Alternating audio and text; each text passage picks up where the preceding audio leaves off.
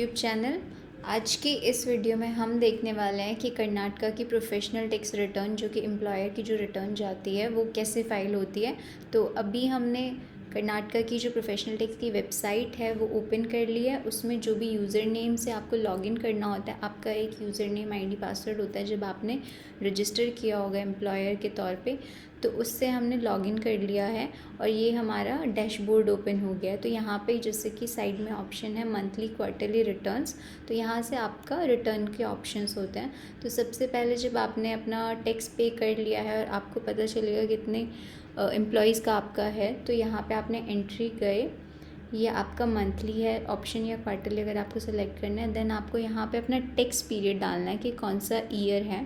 तो सपोज़ जैसे अभी हम अगर मार्च की रिटर्न फाइल करें तो मैं यहाँ पे 2023 डाल के यहाँ पे मार्च सेलेक्ट करके इसको गो कर दूँगी। देन यहाँ पे मेरे को स्लैब रेट के हिसाब से अगर लेस देन 3000 आपके कितने एम्प्लॉयज़ की सैलरी है वो आप यहाँ पे डालोगी।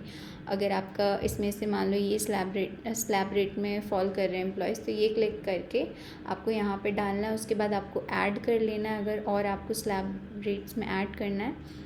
तो जैसे यहाँ पे हमने डाल दिया कि मान लो मेरे 4 एम्प्लॉयज़ हैं जिनकी सैलरी है 15,000 से अबव और उनका मैंने 200 डिडक्ट किया, तो यहाँ पे मैंने उसको ऐड कर दिया। यहाँ पे मेरी एंट्री जो है वो सेव हो गई और इसने मेरे को कैलकुलेट करके बता दिया कि आपका जो प्रोफेशनल टैक्स पेएबल है वो 800 है। तो ये एंट्री जब मैं यहाँ से नेक्स्ट करके जाऊँगी तो ये मेरी एंट्री जो है वो सेव करने का ऑप्शन आएगा, वो मैं सेव कर दूँगी। देन यहाँ से ये मेरी एंट्री हो गई। अब मेरे को पेमेंट की डिटेल्स यहाँ पे ये जो पेमेंट वाला टैब है यहाँ पे डालनी होती है।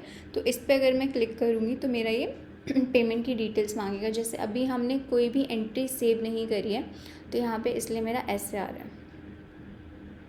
अगर मैं वापस से जाके ये एंट्री मान लो सेव कर देती हूँ,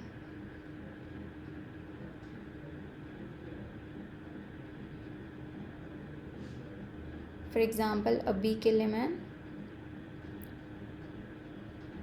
यहाँ पे 1 डाल देती हूँ। ऐड किया मैंने, ये मेरा क्लिक हो गया, नेक्स्ट, ये मेरा सेव। अब ये मेरा हो गया है सेव। तो अब जब मैं पेमेंट पे जाऊँगी तो यहाँ पे मेरा ये ऑप्शन दिखा देगा कि आपको कौन सी एंट्री के अगेंस्ट में आपको पेमेंट डालनी है।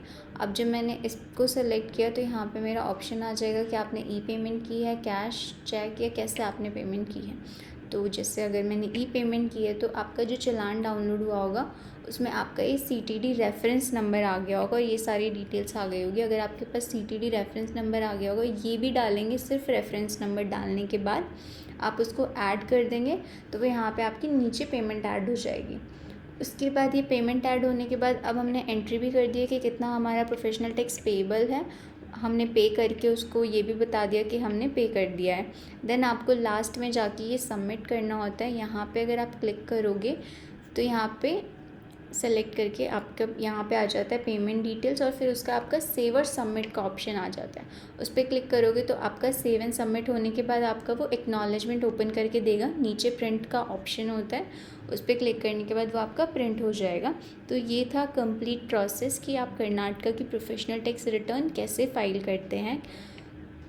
So I hope you have liked the video. So please like, share and comment on the video and do subscribe our channel for the coming videos. And अगर आप इसमें कोई इशू फेस कर रहे हैं तो वो भी आप हमें कमेंट करके बता सकते हैं।